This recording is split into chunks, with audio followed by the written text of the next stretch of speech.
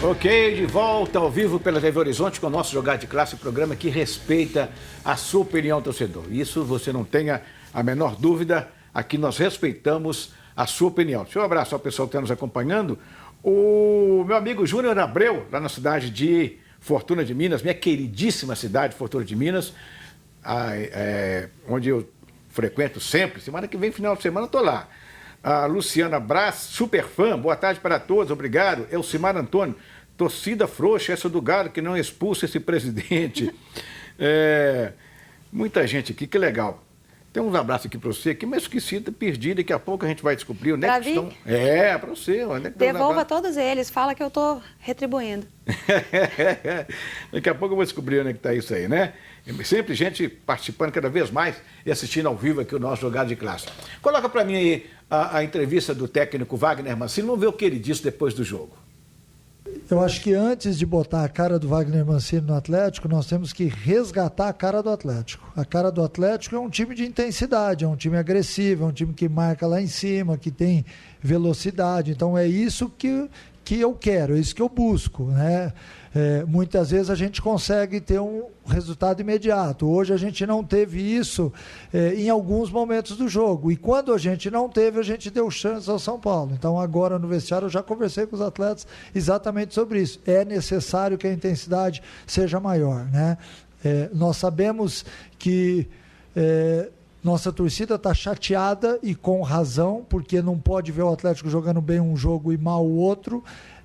Assim como a gente fica também, né? É importante que na quarta-feira a gente já apague rapidamente aquilo que foi visto hoje em termos de oscilação e que volte a jogar um futebol extremamente competitivo, que é isso que nos torna forte.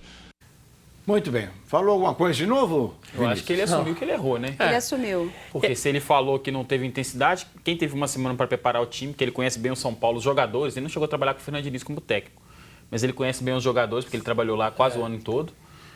Sabe o estilo do Fernando Diniz que joga e ele já sabia que no anterior ele ia suspenso, já saberia com quem ele poderia contar durante a semana. Ele teve 5 dias pelo menos para preparar o time. Se o time não teve intensidade, foi muito por causa dele, que escalou meio campo com o Hever e com o Vinícius. E que eu acho... Velocidade, não tem como você pensar em velocidade escalando exatamente esse meio. Não vai, verdade. E que eu acho foram impressionante... as 3 coisas que não tiveram, né? É que o Atlético fez um primeiro tempo ridículo, mas saiu no lucro com 0-0. Então ele teve um intervalo para tentar corrigir isso, né? A expectativa era que o Atlético aproveitou. O São Paulo voltou bem melhor, o Atlético voltou a mesma coisa. No primeiro tempo, mas voltou melhor para matar o jogo e fez o que precisava. Primeiro tempo, não, o São Paulo também não foi efetivo, né? Ele chegava meio que no abafa. Sim, o São Paulo não foi muito bem no primeiro tempo. Vou fazer uma aposta aqui para encerrar o Atlético. Vamos para o Cruzeiro, depois a gente volta no Atlético e outras coisas para falar, naturalmente.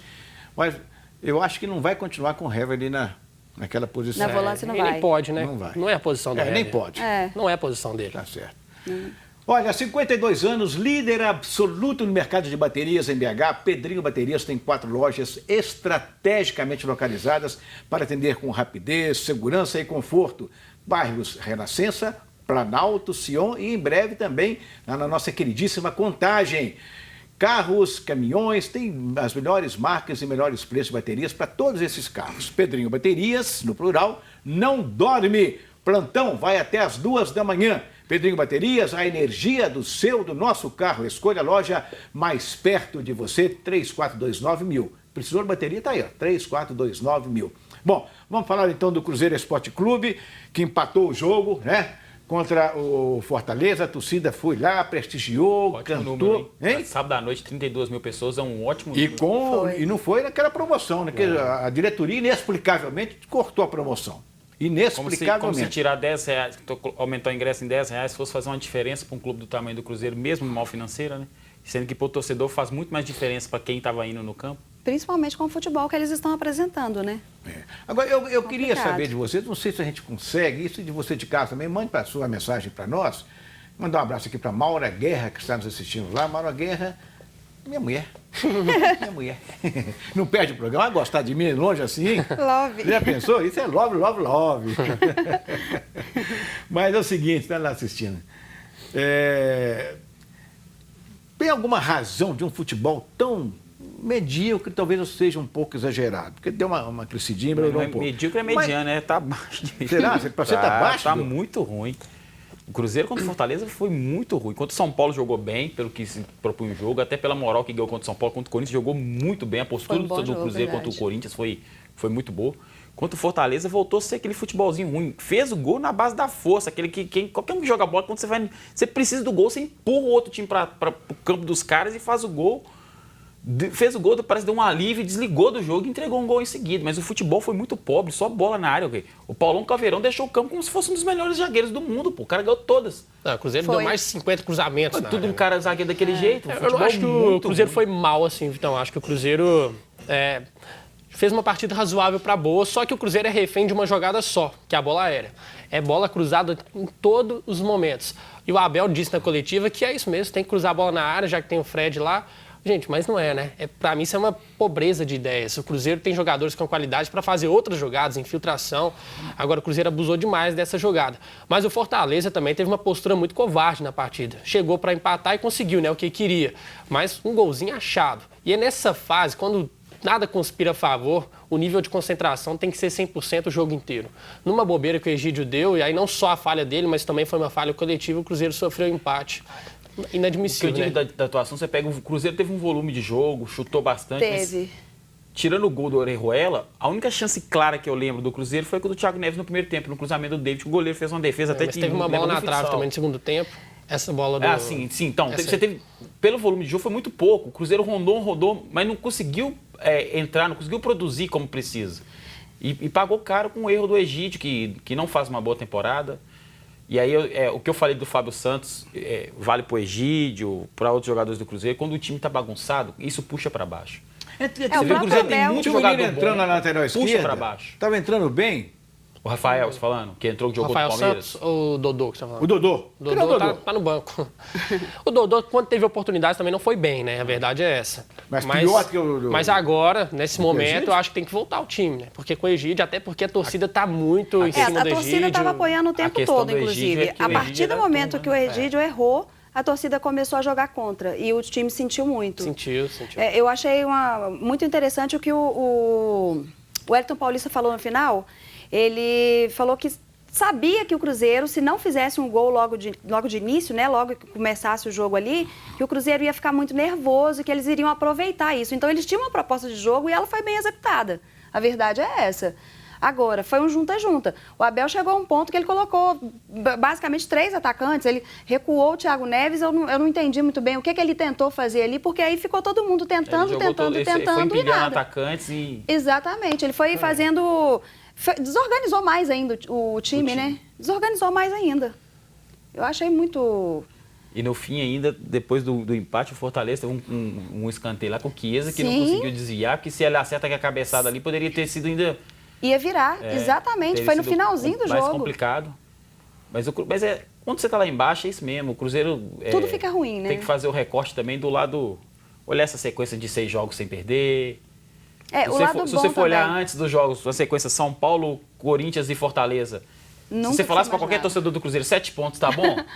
Não, e nem contra quem, né? Nos últimos 15, o Cruzeiro conquistou 9, né? Então, um aproveitamento não bom. Não uma sequência ruim. Dos últimos jogos. Tem que se apegar a isso. Na verdade, eu acho que dos últimos 18, não? Ele fez 10, se eu não me engano. Se colocar numa proporção maior. Se for colocar...